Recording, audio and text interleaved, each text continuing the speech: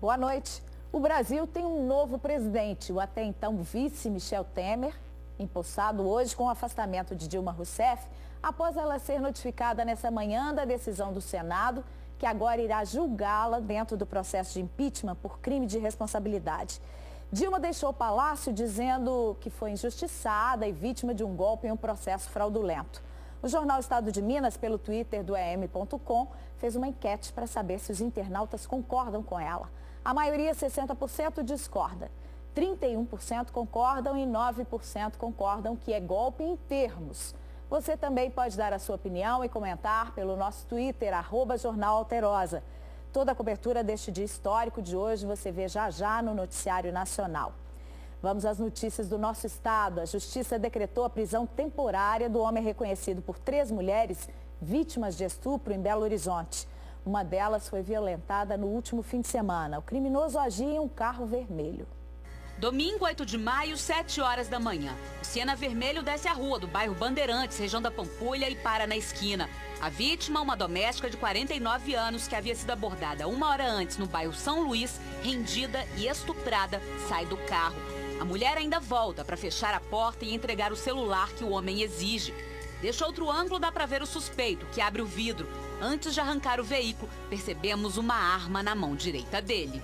Segundo a polícia, o homem é Rogério Pereira dos Santos, 46 anos, casado e pai de uma filha de 17. Ele foi preso em casa, em Betim, na região metropolitana, após ter a placa do carro rastreada. Nós mostramos algumas imagens de câmeras da região da Pampulha, né, e ele se identificou, ele conseguiu se identificar nas filmagens dentro do veículo Siena Vermelho.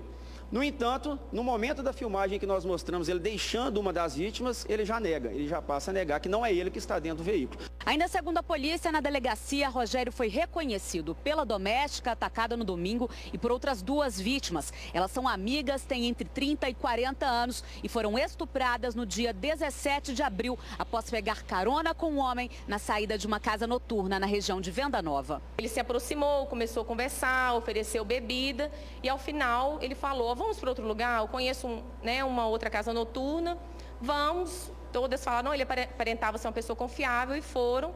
E na medida que ele ia se afastando com um percurso mais diferenciado, uma falou: para o carro que eu quero descer. Nesse momento, ele pegou a arma e apontou para a cabeça de uma, depois para a cabeça de outra e ordenou todos os atos que posteriormente ocorreram. Rogério não tinha passagem, mas a polícia acredita que possa haver outras vítimas. Nós pedimos para que compareçam à delegacia de polícia e noticiem o fato para que a gente prossiga. Se tratar da mesma pessoa, nós vamos prosseguir no mesmo inquérito. Se for de outra pessoa, nós vamos prosseguir nas investigações e identificar a autoria. Está marcada para a próxima segunda-feira, dia 16, a posse do vice-prefeito de Montes Claros, José Vicente Medeiros, do PMDB. A cerimônia foi confirmada depois de a Justiça ter decidido pelo afastamento de Rui Muniz, do PSB, do cargo de prefeito ontem.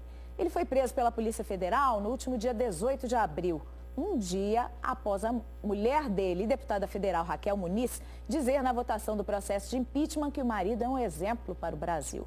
Segundo as investigações da Polícia Federal e do Ministério Público Federal, Muniz e a secretária de saúde dele, Ana Paula Nascimento, são acusados de reter 16 milhões de reais que deveriam ser destinados a 4 unidades de saúde credenciadas ao SUS em benefício do Hospital das Clínicas Mário Ribeiro. A unidade pertence ao grupo empresarial de Rui Muniz.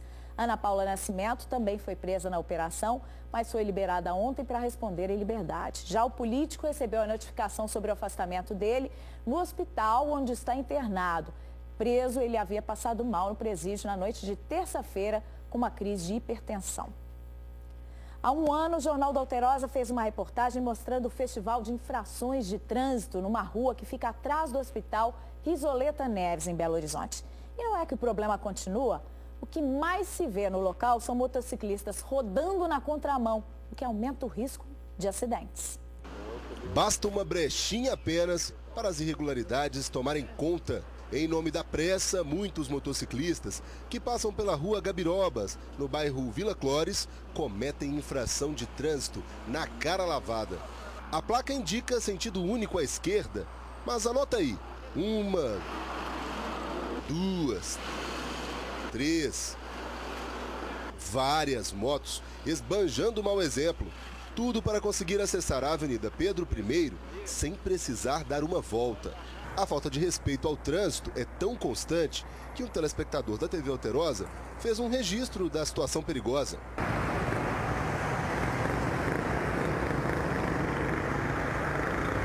Agora, as desculpas. Mais rápido. Mas não pode. Não pode, realmente. Eu tô com pressa, Mas não pode. E o problema não é de hoje não, viu? Veja só como os motociclistas se comportavam neste mesmo trecho aqui, um ano atrás, quando o sentido da rua já era modificado. As mesmas infrações, as mesmas justificativas. Aqui no Brasil, até eu sei infringir a lei aqui. Se nem a mureta móvel traz segurança, o jeito é ficar atento ao trânsito. Quem passa por aqui reclama e sabe no que esse desrespeito pode chegar. E na sinalização ali, se acontece um acidente aí, fica difícil. Tem atropelamento quase direto nesse trem aí, ó. Deveria melhorar mais isso aí, viu? É uma vergonha a atitude de quem está no trânsito, né? Depois cobra correção dos nossos governantes. A nossa produção entrou em contato com o batalhão de trânsito da PM para cobrar uma fiscalização no local, mas até o momento não houve retorno.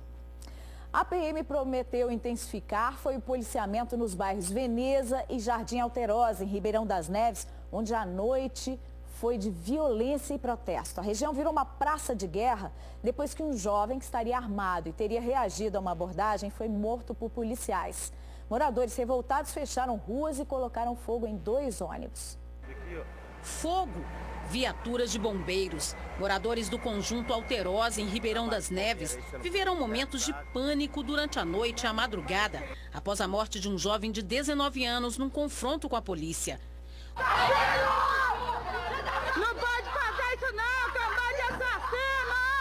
De acordo com os militares, uma guarnição se deparou com 3 homens no meio da rua que sacaram as armas quando os policiais tentaram fazer uma abordagem. Na reação da PM, um homem foi baleado no pescoço. 2 deles estavam armados e, ao ser dada a voz pela parte da Polícia Militar para realizar a abordagem, esses 2 saíram correndo com armas na mão. Um deles foi detido sem nenhum excesso, com apenas um disparo que atingiu o cidadão Igor Cândido Rodrigues, de 19 anos, que foi imediatamente socorrido ao Hospital São José Tadeu de Ribeirão das Neves, mas que infelizmente não resistiu ao ferimento e veio a óbito.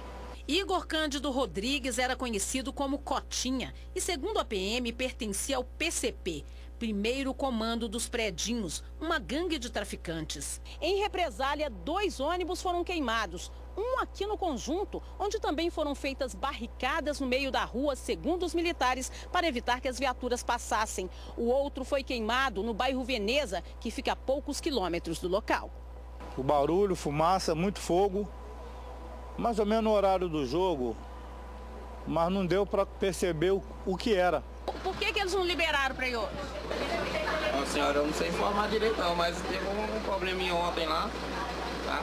Qual foi a orientação que a empresa deu? E não é para ir lá. Só que sim. Perfeitamente. A população pode contar com a Polícia Militar.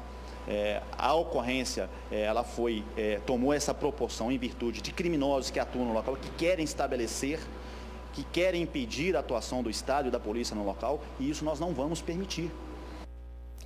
Em greve há um dia, agentes socioeducativos protestaram hoje na região leste de BH. Entre as reivindicações estão a aprovação de uma lei orgânica e que as carreiras estejam ligadas às da segurança pública. Os servidores querem ainda que o atendimento às medidas socioeducativas permaneça com a Secretaria de Estado de Defesa Social e não seja vinculado à estrutura da Fundação Caio Martins. Somos agentes socioeducativos de segurança contra a mudança de secretaria para FUCAM ou CEDESO. Estamos aqui no bairro Horto, caminho Avenidas Andradas.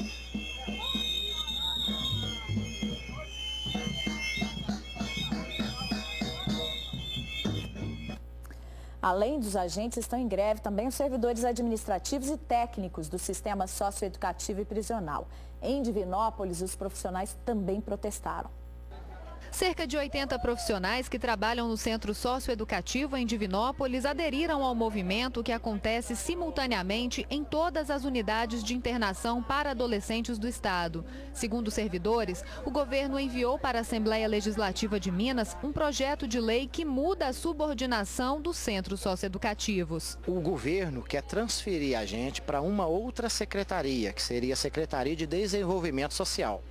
Essa secretaria está vinculada, tem uma fundação vinculada a ela que chama FUCAM, essa Fundação Educacional Carlos Martins. Onde há essas fundações no Brasil, a gente nota que é só um retrocesso. O Centro Socioeducativo de Divinópolis tem capacidade para 48 internos e hoje abriga 76. A nossa secretaria tem em média de 240 milhões destinados a ela e a CEDES são apenas 40 milhões. Então a redução de custo e o sucateamento do sistema vai ser maior. Ainda de acordo com os agentes, as aulas na unidade foram suspensas. Outros atendimentos, como psicológico, também foram paralisados. 30% trabalhando no mínimo ali dentro para manter os adolescentes com algumas atividades. Vamos atender somente emergência.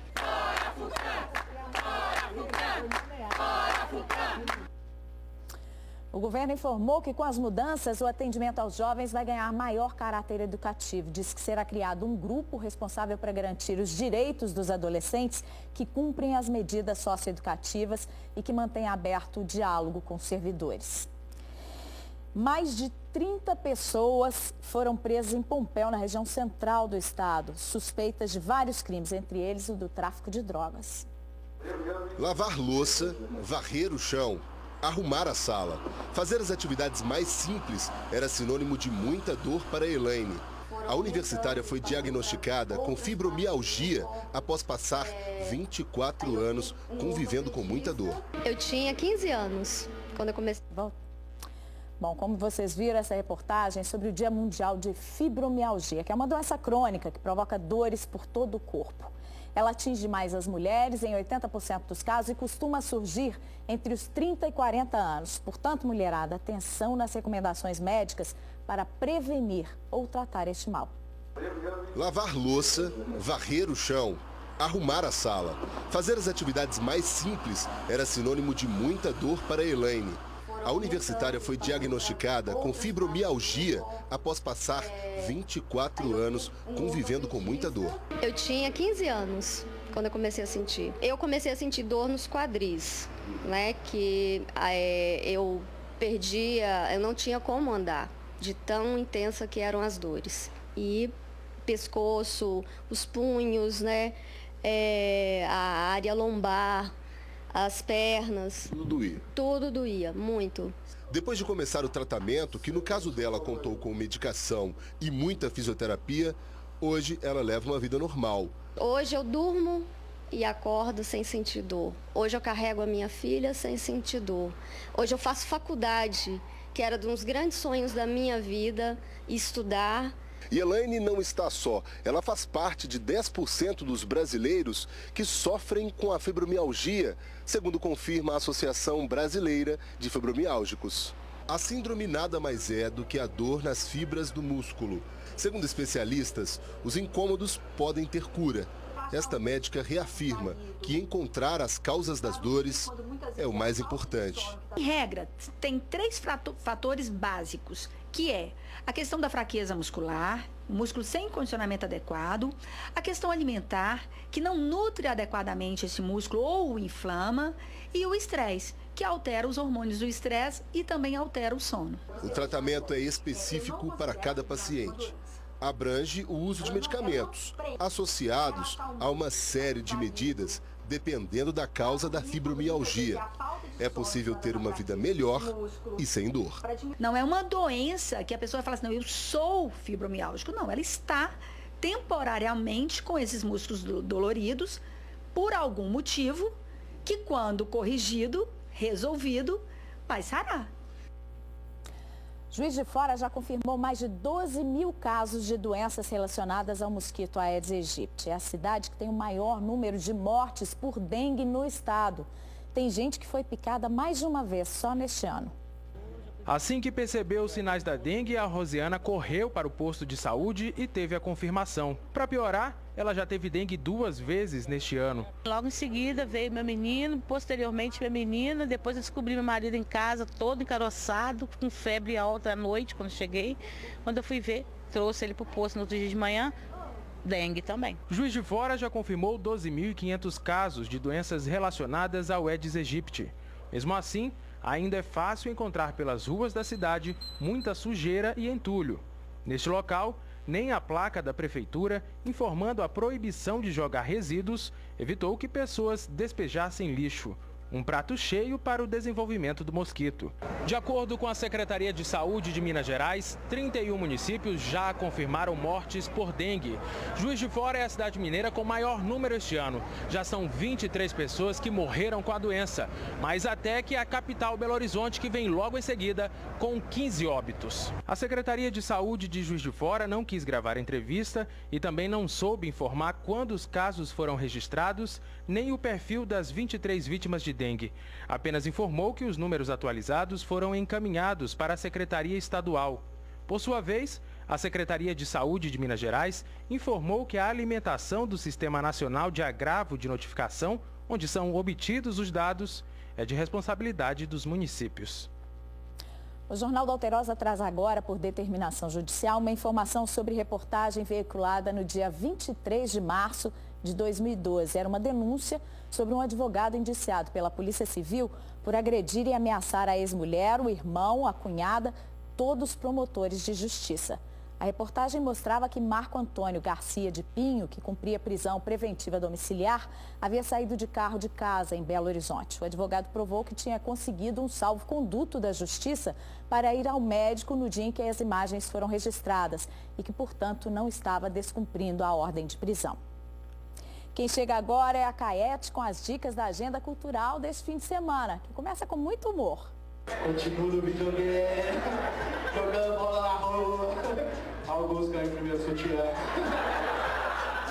Stand-up, personagens, Léo de Castro. Aliás, tá um sucesso o stand-up aqui em Belo Horizonte. O espetáculo redondamente engraçado aterriza no César e Contagem, não é isso, Léo? Teatro César e Contagem no dia 13 de maio, sexta-feira 13, olha que legal. Minhão, Gato Preto, sexta-feira 13. Então eu, Léo de Castro e quem mais? Thiago Calmone. Imperdível. Tudo bem, gente? Todo mundo feliz? Eu não. Obrigada pela presença, amor. Eu que agradeço. Beijo, redondamente engraçado. Ah, e tem mais dicas culturais pra você. A famosa peça O Mercador de Veneza é destaque no Fórum Shakespeare no Centro Cultural Banco do Brasil. Até o dia 21, com apresentações às 19 horas. Entrada franca, com retirada de ingressos 1 hora antes. No domingo, tem sessão de jazz no Memorial Minas Gerais Vale, às 16 horas, com Leia Freire, flautista e compositora de fama internacional, e é de graça. Também no domingo, tem visitas guiadas ao Cemitério do Bonfim. Ui! Os visitantes têm uma aula sobre a história e a arte dos mausoléus, que são um museu a céu aberto, das 7 às 19 horas. E no Teatro Bradesco tem Beatles para crianças. As canções inesquecíveis do Quarteto de Liverpool fazem todo mundo cantar e dançar. Às 14 e 16 horas. R$20 a inteira e R$10 a meia entrada. Fique conosco, a gente volta já.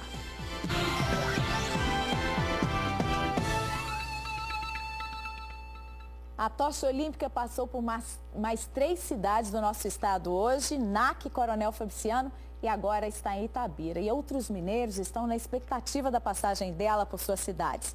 Entre eles estão um ex-atleta e nosso colega, o repórter esportivo do jornal Estado de Minas, Ivan Drummond, que nos falou sobre a ansiedade em participar deste momento histórico.